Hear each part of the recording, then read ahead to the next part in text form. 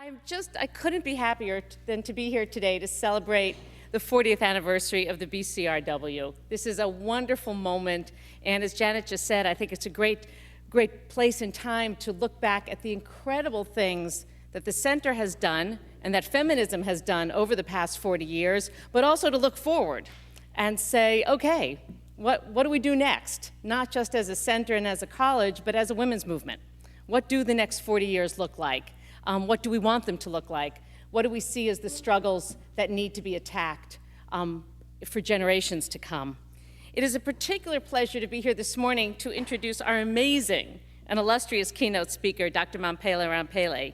As you all know, and I'm not going to spend too long going over her biography because you know it and it's in the materials, but Dr. Ramphele is a South African academic, activist, executive, writer, doctor. The nouns just keep on coming. It's quite extraordinary. She's currently the executive chair of Letsema Circle, which is a really fascinating South African organization that I think we should look at here in this country and elsewhere, that tries to work with communities, governments, activist groups, individuals, to think about creating positive change really at the local level, something we talk about a lot, but she has very innovative ways of thinking about it, and hopefully she'll say a little bit about that in her remarks. In her spare time, she's also chair of the South African Technology and Innovation Agency, which works on promoting sustainable economic growth using technology. And she's a former managing director of the World Bank, where for several years she managed the bank's human development activities in education, health, and social protection. And I do have to say that during her time at the bank, I had the terrifying experience of actually having to teach her in a class. And it's pretty hard. I was teaching economic development, and she's like sitting there in the front row, which was one of the more frightening experiences of my teaching career. So hopefully I didn't tell her anything that was too horrible. She was appointed Vice Chancellor of the University of Cape Town in 1996 and remains a major and massively well-respected voice, not only in South Africa and Africa, but around the world on socioeconomic and developmental issues. Closer to home, I should also mention that Dr. Ramphele has been incredibly good to Barnard College. She received the Barnard Medal in 1991. She participated in the Barnard Summit on Leadership in 2001, and she was our commencement speaker in 2002. More recently, she joined us just last spring at Barnard's third Global Symposium in Johannesburg, Women Changing Africa. And it was one of the highlights, truly, of my career to be in that room and hear her and some of the other women speak, and to watch the effect they had on young women. It was kind of a rock star event, and I will remember it for an awfully long time. And I don't want to raise the bar too high, but we're expecting the same today. Finally, I will just say that it's really a particular pleasure, and thanks to Janet, Elizabeth Castelli, and other organizers, to have Dr. Ramphele here for the 40th anniversary of the BCRW, because her life and her mission and her work really meshes quite spectacularly with that of the Center. Under the Center's Transnational Feminisms program, which is one of the new programs that the Center is going to be extending moving forward, we're going to be hoping to connect new generations of scholars and students with feminist activists, not only in the New York area, but around the world. And one of the places that we'll be starting is in South Africa and with partners in that part of the world. This is the kind of work that Mamphela Ramphele has implicitly been engaged in throughout her career, and her work really stands as a model for so much of what BCRW is doing and intends to keep doing. Meanwhile, the timing is nice. Her distinguished career of service and activism covers almost exactly the same time span as BCRW. She qualified as a medical doctor before she did all these other things in her career at the University of Natal in 1972, just months after BCRW first opened its doors as the Women's Center in 1971. So there's a wonderful parallel there. And so it is an honor and a privilege to hear today from a woman who once famously recalled that, as a woman, an African woman at that, one had to be outrageous to be heard, let alone taken seriously. We look forward to her words, to our continued collaboration, and to decades more of outrageous behavior. Dr. Ramphele. Good morning, and thank you very much for that very warm welcome. And it's just great to be in the space of Barnard College. And the reason I keep coming back is because I enjoy it so much. So you must be careful that you don't have me squatting. You know, in South Africa, it doesn't take too much of an invitation for us to just be there, and it becomes a little bit difficult for you to get rid of me. I'm particularly pleased to have been welcomed to the campus by young women, because I think one of the most wonderful things this college is doing is to give young women a real head start. And to provide them with a nurturing environment that simply makes them leaders. And so I would like to see Barnard College grow from strength to strength, in addition to it continuing to nurture the kind of work that the center is doing. But I think we need to congratulate the center on the occasion of these 40 amazing years. And as Deborah indicated, I opened my eyes to a world when I got to university where feminism was a new word which I learned. And that time, it wasn't a very fashionable word, and in fact, it was discredited in activist circles in South Africa. So as we celebrate these wonderful 40 years, let's not forget our predecessors who had to carve out space for feminist scholarship and activism under enormously difficult and hostile circumstances. And this wasn't peculiar to one academic institute, it was a global problem. People almost woke up, professors, and said, what's happened to the academy that this language has kind of crept into our system, almost like an unwelcome guest. But in some parts of the world, especially my own continent, the space for open feminist scholarship and gender equality remains contested. I'm pleased to see Jane here, who comes from my university, and she and I worked very hard to establish the Gender Institute at the University of Cape Town. And given that it is occupying very prime space, people couldn't understand. How can you waste resources on a gender institute when you could really just mainstream it? And you know, when they say mainstream, they mean you don't see it anymore. And so it is still contested territory. And it is to the credit of women leaders, such as Deborah and all of the colleagues here, that they have remained focused on carving out the space and expanding it in every walk of life. Feminist scholarship and activism have lost some of their glory of the heady days of the 1960s and 70s, when women dared to ask the uncomfortable questions about their role in society as full members of the human race.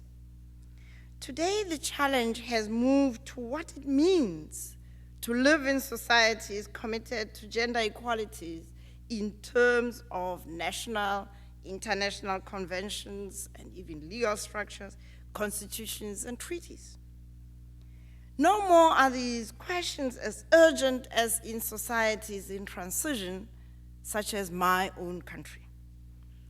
Mine is one of those societies that are wrestling with the implications of gender equality in a multicultural setting, and how to balance the imperatives of traditional customs with those of a constitutional democracy based on a human rights foundation. In this talk, I would like to focus on the following three issues. First, how does a society embed gender equality in its value system? Second, how does the personal, the professional, and the political find expression in a multicultural setting without too much dissonance for the individual? And third, how do women leaders set the tone of a care and growth model of leadership that primes the pipeline of future women leaders? So let's start with, how do we embed gender equality in society? Whilst there is much to celebrate about the 17 years of democracy in my society, which accepted human rights, and with it, the fundamental importance of gender equality as a basis for all social relationships. That's done and dusted. Our national parliament, our government, and our public service have women representatives second only to the Scandinavian countries and Rwanda. Very interesting, because the Rwandese, having experienced the trauma of genocide, learned that any form of inequality or othering on whatever basis is something that shouldn't be forbidden. Yet, this wonderful profile of South Africa, up there with the best in the world, one has to remember that profile is the fruit of very hard-won struggles in the 1970s to the 1990s, even as we were negotiating our transition to democracy. Rarely do rights ever get handed to you without a fight. We have much to be proud of as we enjoy the benefits of the victories of those struggles. What remains a challenge is embedding the values of gender equality in the institutional cultures of the home, the school, the community, the workplace, and the wider society. Just as an example, and it is really a painful example, in 2003, the South African Medical Research Council did a study on youth behavior in 23 schools in all 9 provinces. They interviewed a total sample of 14,776 young people. They found that 50% of these young people had experienced violence of one form or the other. 15% had been forced to have sex against their will. 32% always felt unsafe. Violence as a culture in schools reflects violence in the home and the wider society. A 1998-2000 UN study found that South Africa came first for per capita rapes. A shocking figure. 1 in 4,000 women who were questioned in Johannesburg acknowledged that they had been raped. 40% of women in my country would be raped in their lifetimes. And even worse of a sad reality is that the average South African woman is more likely to be raped than complete secondary education. Now just think about it. Shocking. South Africa has an incongruous situation in that it has a human rights-based constitution that also enshrines the rights of traditional leadership and customary law. Now, it's like oil and water. But they exist. So when people talk about the fabulous transition to democracy in South Africa, I say, right. It is fabulous in some ways, but embedded within, it's like a beautiful cake. Inside, it's got some little hojos. This incongruous situation explains why we can have such an admirable national constitution side by side with the most conservative social dispensation affecting particularly poor, rural women and children. Customary law is a patriarchal construct that undermines every gender equality provision in our national constitution. Men and women living in rural areas have been kept ignorant of their rights and responsibilities as citizens of a constitutional democracy. In a way, South Africans, black, white, urban, rural, remain subjects.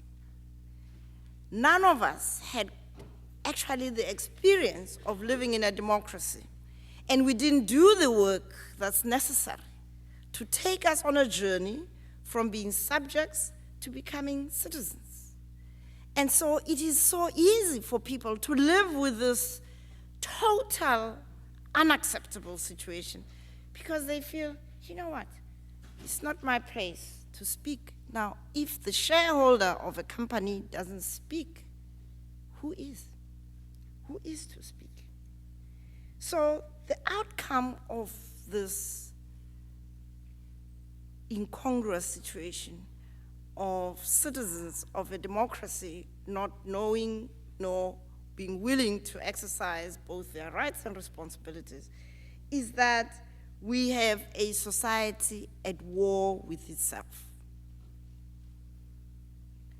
This war on the self is evident in interpersonal relationships, which are framed in violence in the home, with soaring domestic violence and not infrequent homicide and suicide episodes. At work, we have conflicts between management and workers that end up in a lose-lose situation. Because, again, if you're a subject, you're not thinking medium and long term, you're thinking now. I want it now, and I want it more, and if it means that nobody gets anything in the end, so be it. Those are the reactions of a subject and not those of a citizen. We have, as you have seen in our media, growing violence and hate speech in our everyday discourse. Again, a sign of this failed journey from subject to citizen. Because imagine if you are living in your own home, comfortable in your own skin, do you scream and shout? You don't. You just talk. Even if sometimes as parents you are confronted with challenging teenagers, you don't scream at them. You say, darling, let's sit down, let's talk about where you think you'll be in 5 years' time versus what's happening now and how we can work together to make the journey a little easier. But you can't do that when you are not comfortable in your own skin, and that's the problem of this subject state or the majority of South Africans. Gender equality is about unleashing a value-based approach to interpersonal, professional, and political relationships. Such an approach would involve the kind of interactions and engagements in social relationships that are transformative. Because gender equality is not just about making women feel comfortable. It is about releasing men from this false sense of superiority which they actually can deliver on, okay? And I speak as a mother of two beautiful sons. But if they could just throw away that mask of dominance, the relationships are so beautiful. They become better men, and you become a better woman. So this journey of moving into a value-based, gender-equal society is also a journey about enhancing the quality of social relationships for both men and women. Constitutional provisions that are undermined by conflicting values, as those found in customary law, are disabled from providing and protecting women and children from abuse, as well as promoting the voices of women in shaping their societies. And we might add that they undermine the maturation process in men, because they then remain these incomplete beings who need to be completed through a positive relationship with the women in their lives. So why was this incongruency allowed into the South African transitional arrangements? The major reason was that ours was an elite pact geared at enabling black elites to take control over the apartheid state at all costs. Sounds harsh, but you all just need to look a little below the rainbow, which has evaporated now that the sun has shone, and you will find that, in fact, that was the fatal flaw.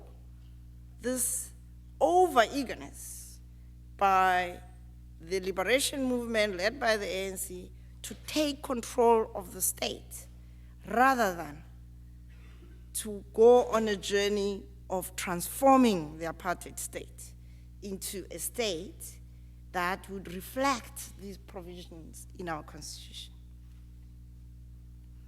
So, what about the second set of issues around coherence between the personal, the professional, and the political?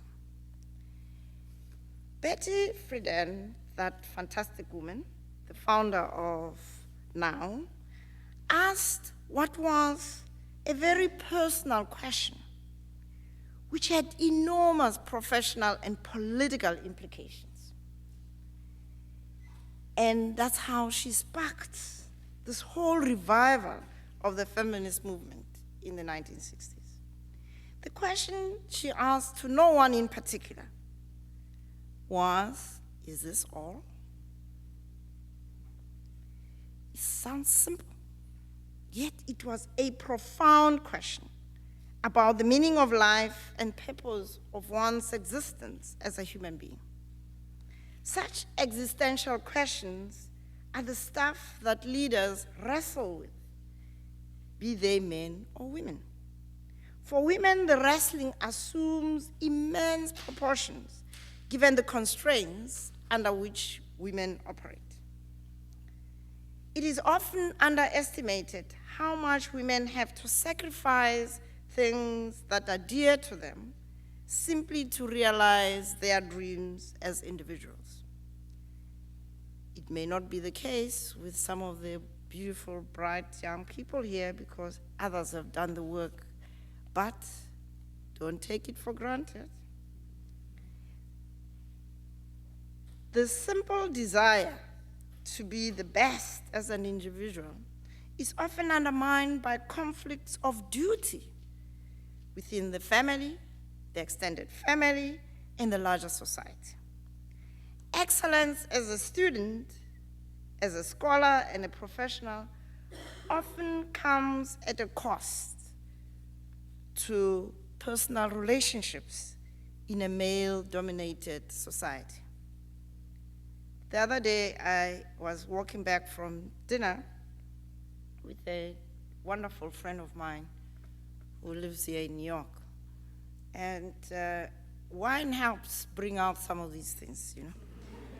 So he turned around and said, Mamphela, you know, kind of calm down, don't react.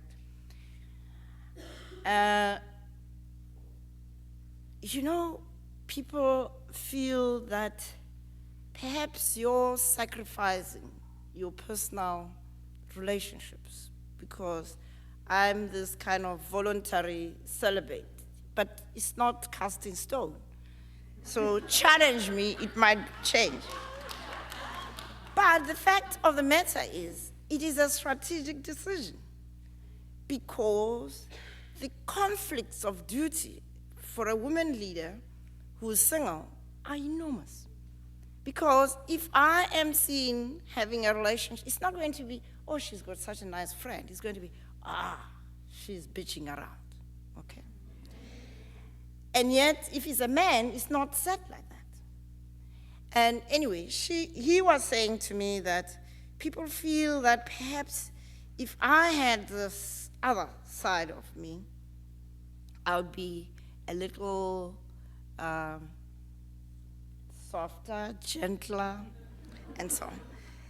Now, I'm amused because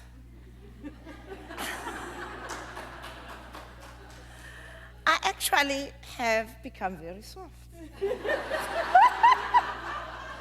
I'm not as tough as when I was sitting in the front row of Deborah's class. And this is really the simple process of growing older. And I'm not quite like good wine, but I'm going there. But what is striking is that that man would not have that conversation with another man. But he felt entitled and able to have it with me, and I didn't mind. So this cost to personal relationships for women leaders, it's real. I often watch my sisters in government as ministers, director generals, and other public senior officials having to sublimate their feminist instincts to the need to survive in a male-dominated party political structure. And in our system, the electoral system is really heavily weighted in favor of party bosses. They can decide, A, do you get onto the list? Are you number 1 or number 160? And so women have to mind their manners in order to remain within a reasonable chance of being in leadership positions. So they've had to lower their voices against patriarchal practices to protect their positions within the party. So despite all those horrific figures I have read out to you, there isn't any outrage you'll hear from women in South Africa. Or if you do, it's a particular section of activist women. The majority, those in positions of authority, behave like it's not happening. Because at least they'll say it's not happening to me. And so we have this coexistence of a fabulous constitutional dispensation with gender equality at its core, alongside rampant gender-based violence, which is not an accident. It is a logical outcome of all of the processes I've described here. So the constructs we have in South Africa is that of citizens who are unable, unwilling to take on their responsibilities as citizens, and therefore get defined by the male-dominated environment as subjects. And this makes ours a democracy governed by special interest groups. we have the parties, we have the trade union movement, we have fundamentalist, faith-based organizations, all carving out space at the expense of ordinary Mr. and Mrs. South Africa. So that brings us nicely to the third element of what I want to talk about, which is the care and growth model of leadership development. There is an interesting man in South Africa called Edzo, which is a very Eastern European name, Skitima. He is a management consultant who started life as the son of a mining father who was working on the mines. And he then took an interest in the conflicts between mine management and mine workers, and the fact that there was an inability on the part of mine managers to understand that, in fact, the best way of getting value and productivity out of workers is to care for them. Now, I've written about the migrant labor system in South Africa. It is, in fact, part of the reason why we've got so much gender-based violence, because you emasculated men, you treated them like dirt, so the only person that they can bully is their wife, their children, and so on. Now, Skitima has come up with the idea of a care and growth approach which focuses on managers being givers rather than takers of the labor of the people who work with them. But to be a giver, you've got to, like charities, got to start at home. You've got to give of yourself to yourself and look after yourself so that you've got enough of a sense of self, comfortable in your own skin, and then you can really give. But if you are hungry inside for attention, it's very difficult to be responsive to other people's needs. And so Skitima has developed a very interesting 4-quadrant type of approach with givers at the top with people and takers at the bottom with things. Now, talking of things, we are in a spot of bother as global citizens because the global financial system has, over the last 20-odd years, been driven by takers. And the more money they made, the more they want to make. There's no end to it. I mean, what days in your life are you going to spend with trying to consume those billions? But in the process of making those billions, you have made many ordinary, hardworking people homeless. Because now their houses have been taken away from them because somebody came up with this Ponzi scheme in Wall Street and London and everywhere else, and like sheep, these takers just went on an absolute rampant race of taking. But the problem about a taking approach to life is that it's not sustainable. And unfortunately, with the bailouts, they haven't learned anything. They've just gone back for more. It's like an alcoholic, you know. You can't say, well, let me give you a little dopey. They want the bottle and the case and so on.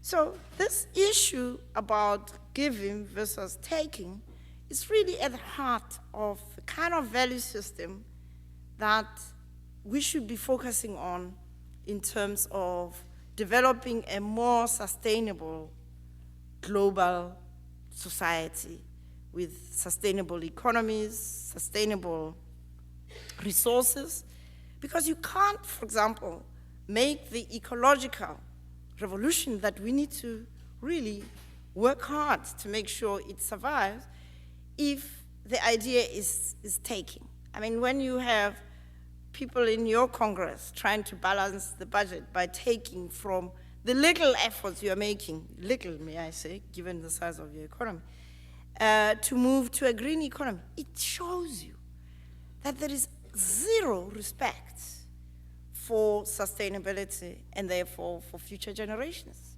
We're taking even from children yet to be born. Now, South Africa's legacy of them and us makes it very difficult for different interest groups to think beyond what's in it for me.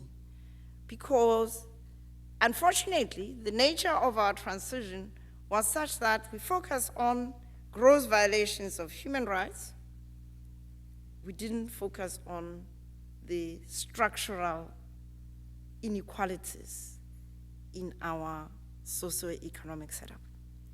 And so social justice is not possible in South Africa unless we undertake the second transition.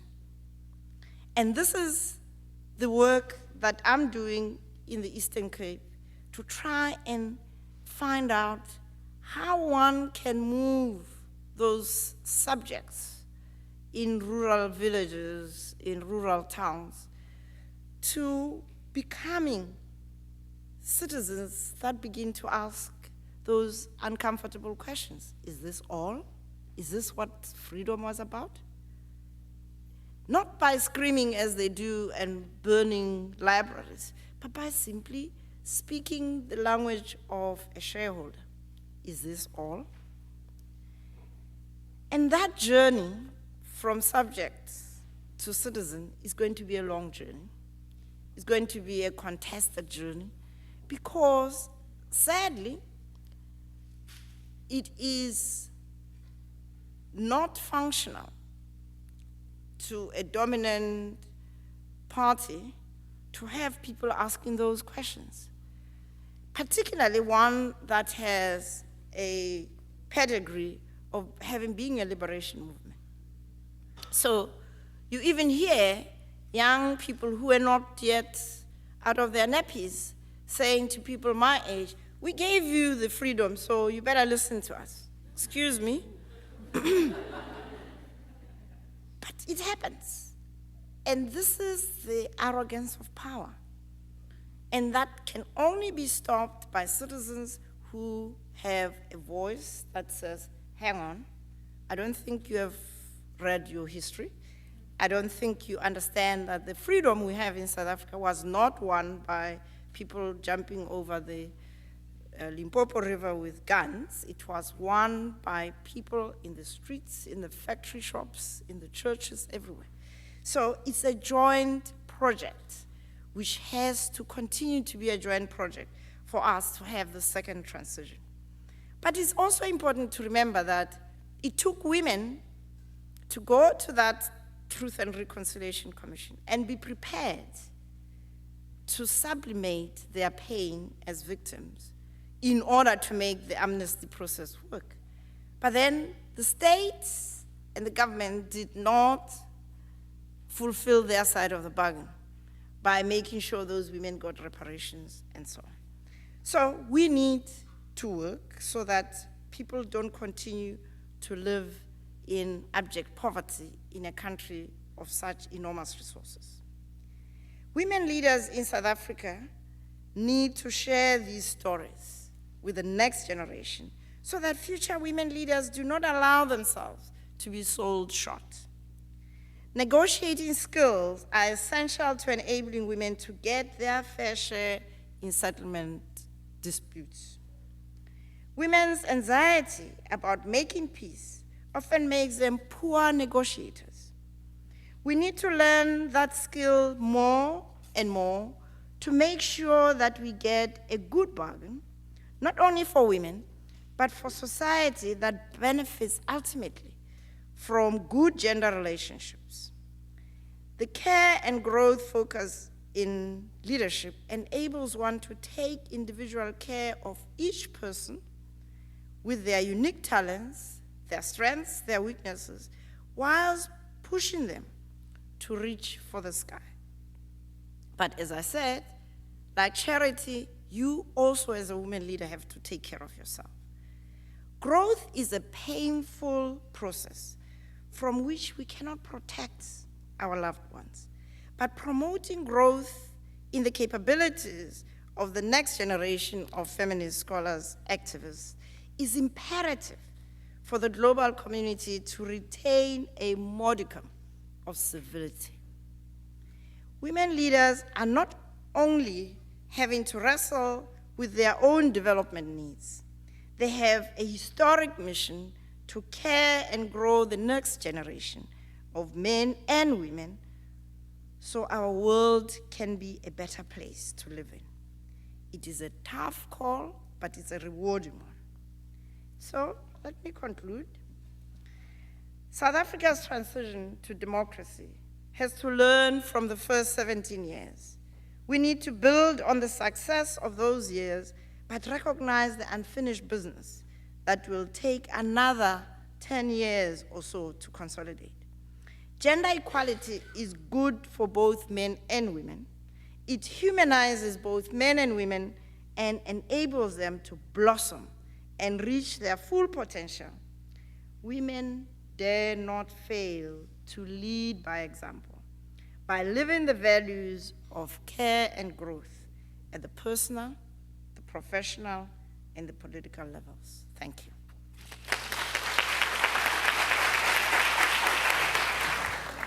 Thank you on behalf of all of us here for a phenomenal, inspiring, and hugely thought-provoking set of comments.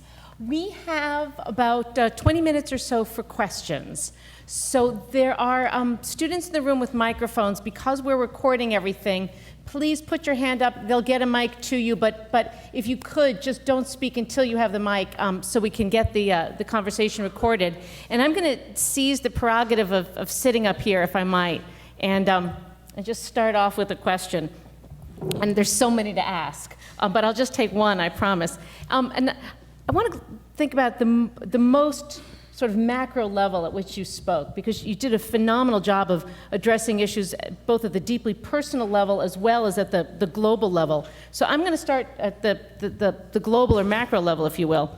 And you laid out a view that I think is entirely accurate of global capitalism that's really been seized and controlled by the takers, as you put it.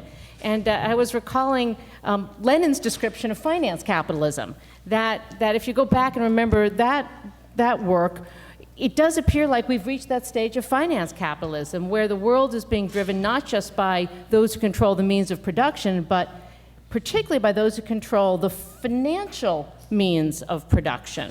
And of course, Lenin's solution to this was not so pretty.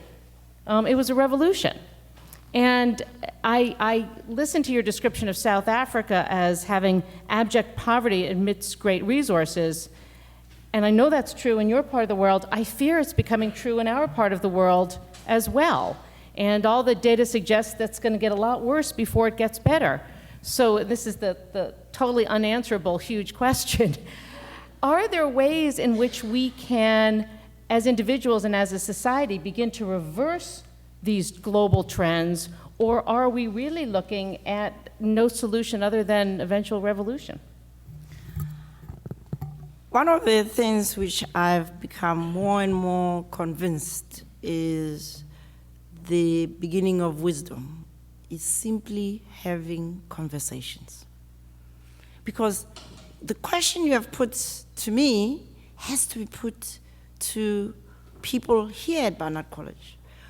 How are you as Barnard College going to conduct yourselves in a way that recognizes this danger that the world has fallen into? And how does that permeate your teaching, your research, and your conversations? Because at the heart of this taking culture is how we have allowed ourselves to take more than we need. I mean, how many pairs of shoes can you wear in a year? But somehow it's almost like we are addicted to a consumer culture. And that's what's driving this. I mean, you hear, I often listen to analysts on either Bloomberg or, it's shocking the kind of way they think about, okay, if we've got unemployment, therefore we're going to have fewer people buying, and therefore, obviously it doesn't work as quickly as all of that, but they make it work like that, okay? So we do need a revolution, but not the Lenin type of revolution. We need a revolution that's going to be driven by ordinary citizens of each and every country. I mean, when I listen to the political debates in this country, I am terrified, because I think the world should have a vote when the US elects its president, because what happens here affects all of us, okay?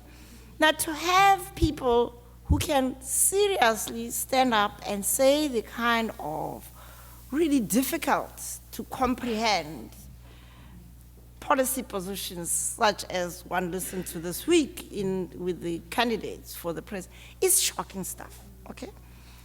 But it happens because we have allowed that kind of conversation to assume a measure of respectability. We should just simply say, you know, this emperor is stark naked. We don't.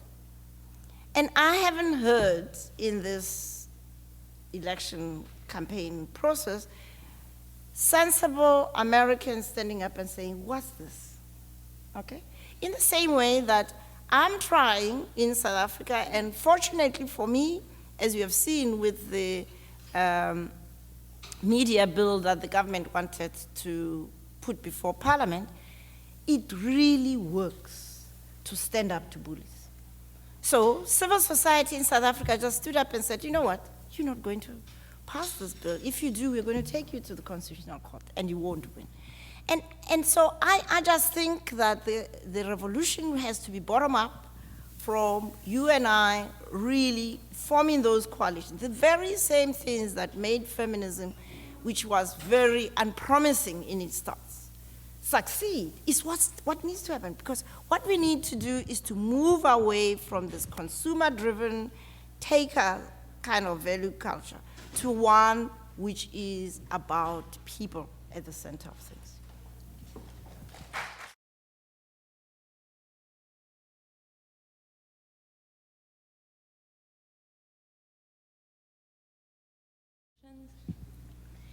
Yes and no. We have, as I described in my talk, women very highly represented in the South African parliament, in the South African government, and in public state-owned enterprises, and in the private sector. Very few of them actually see themselves as being change agents. And the few who do, such as our current governor of the Reserve Bank, I mean, she's a dynamo. And it makes a difference to the culture of the Reserve Bank, which has always been run by men, and she's changing it.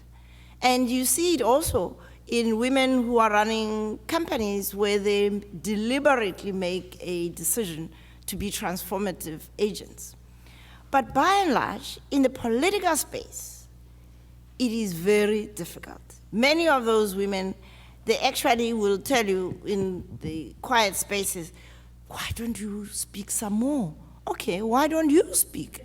No, I can't. You know, it's very difficult. So I think many women have bought into the culture of acquiescing to male domination in the kind of, with the excuse that at least I can make a difference. They don't. Because if you simply are executing within a value system which undermines the things that we hold dear, you're not helping. And unfortunately, it's not only that, but you are setting a very bad example for young leaders. I mean, there was a terrible case in our parliament about 3 years ago, a young woman who was sexually harassed by a a male colleague. Do you think the women in parliament came to her rescue? Only one woman stood up for her. So it isn't automatic that women leaders will be transformative agents, but that's why we are having these conversations. We have this historic mission to be transformative agents.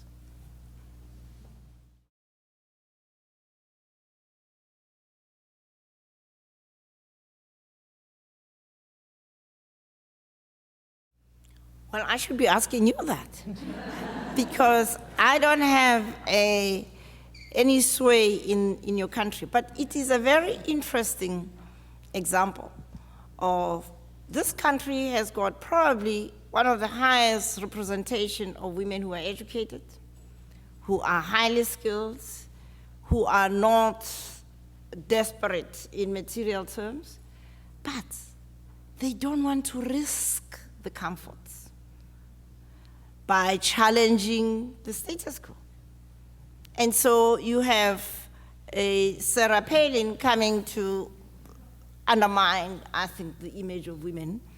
And I haven't heard other women like you standing up and saying, excuse me, this is not us, right? And why? Because you don't want to rock the boat. For your career, you want to be able to go and be hired in Wall Street or in Congress. You don't want to rock the boat.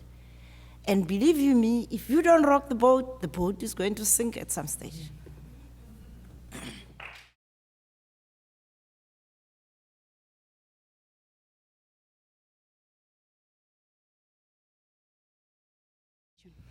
Well, that's very encouraging to hear that you're doing something about what is not going right in your country. What we are experimenting with, and you should go into the website, I think that website is up and running, called Letsema Circle, which is Letsema Circle, one word. So if you do www and that name, you should be able to get it. That work is premised on starting conversations with people who normally are disregarded, okay? So we go to the back of Beyond in rural Eastern Cape. And what we do is to harness the African conversational mode of sitting in a circle.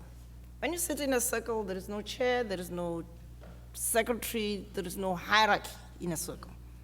But importantly, in a circle, you are face to face. You can't avoid those eyes because they're not behind you, they're here. So you get people to literally encounter one another on a level playing field. And you start with small circles. And in most cases, people living in the same village have never met to sit and talk about what's the problem. Each one is suffering personally. So we have privatized the pain of poverty in South Africa.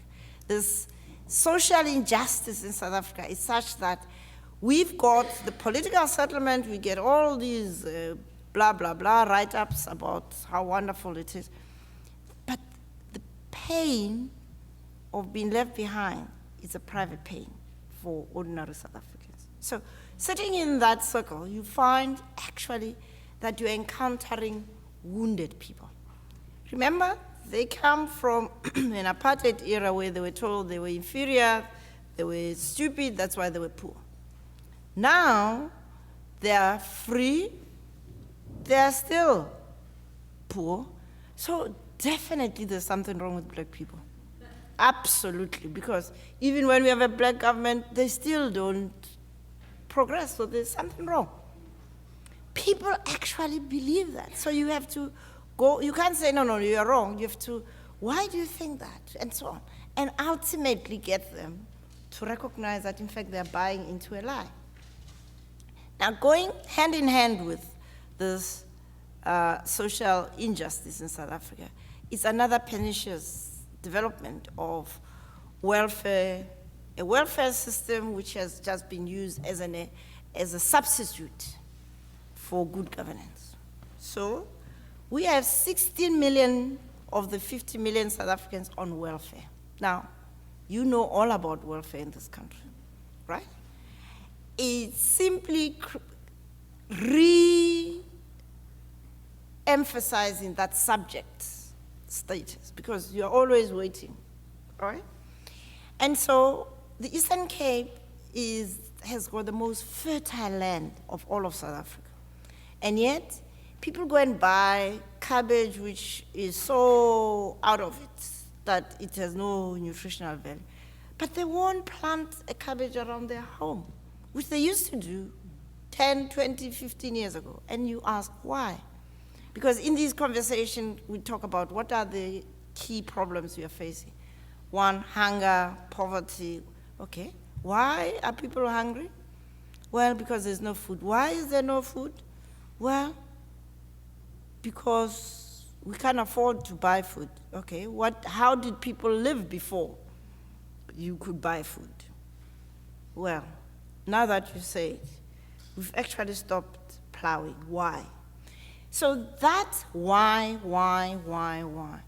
It's amazing that a month or so later, when we went back to that same village of people are hungry, they had collected money to fence off their properties. They had actually plowed, and they had thriving vegetable gardens, including at the clinic where we use the health system reform as the entry point.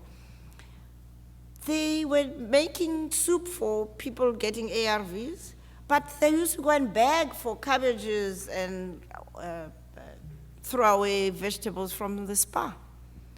Now that they have kind of rediscovered their ability to do things, they are now selling vegetables to the spa because they've got so much surplus. So I'm not saying let's declare victory. I'm saying this is a journey that is possible.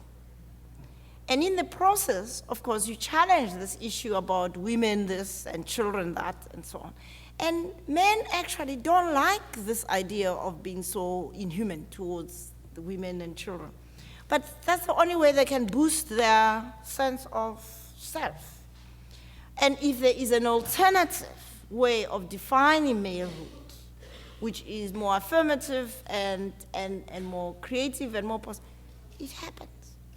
So I really believe that we need to invest a lot more time and energy in those conversations. And we are a small band of robbers doing this work in the Eastern Cape. So everywhere we go, we establish core teams so that when we are not there, the clinic sister or nurse who used to be very rude to the patient suddenly has become more empowered, and she's now the leader of the village and so on. She's organizing things and getting things sorted, and she's very friendly to the patient. And they in turn are friendly to her. And so almost like tree line by tree line, we've got to rebuild the sense of self in Africa and amongst people who are really feeling disempowered. And it happens. Once it becomes a runaway fire, but it's hard work.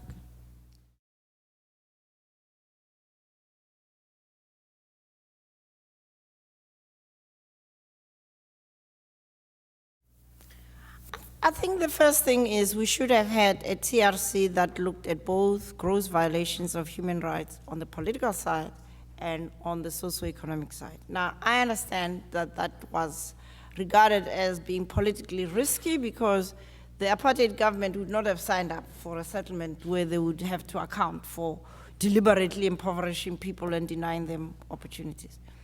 And so what we should have done is post-1994 to have an educating for democracy exercise. And we have the Independent Electoral Commission in South Africa. They have not interpreted their mandates as broadly as they should have. They just educate people to put a cross. That's not educating for them. What you need to be doing is to get people to walk the journey of, now that you have the power to decide who governs, we should talk about how other systems do this, and what are the things to look for in terms of being satisfied that the person who's representing you is doing a good job.